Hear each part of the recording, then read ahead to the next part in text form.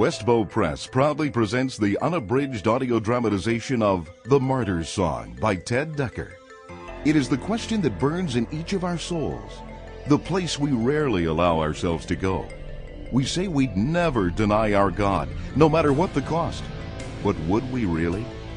Would we freely lay down our life before we deny God? That's the question suddenly thrust upon a pastor and small band of women and children in a Bosnian village at the close of World War II.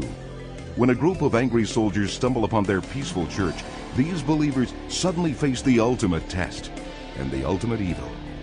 It is then, in the midst of chaos and pain, that the Martyr's Song is first heard. And now, The Martyr's Song by Ted Dekker, narrated by James K. Flynn.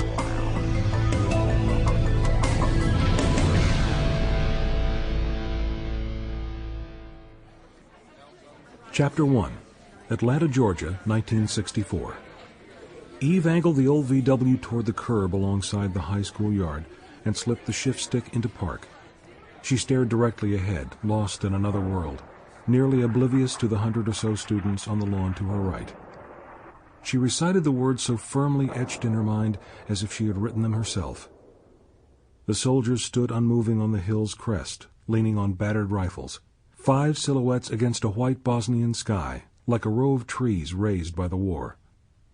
They stared down at the small village, oblivious to the sweat caked beneath their tattered army fatigues, unaware of the dirt streaking down their faces like long black claws. Eve stopped. To think that it had all started so innocently, just 5 tired soldiers staring at a peaceful village. Someone yelled, and she turned her head to look at the students through the passenger window. "Wake up, old woman.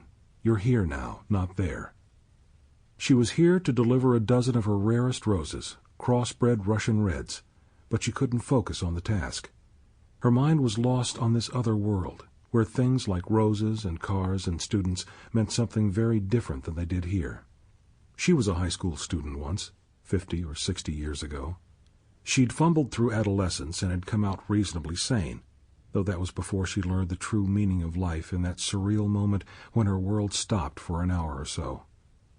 She found her sanity then, all of it, in a time of horror and beauty.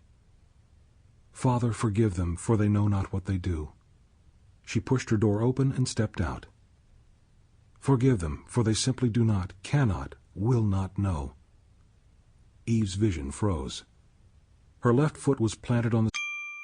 Sample complete. Ready to continue?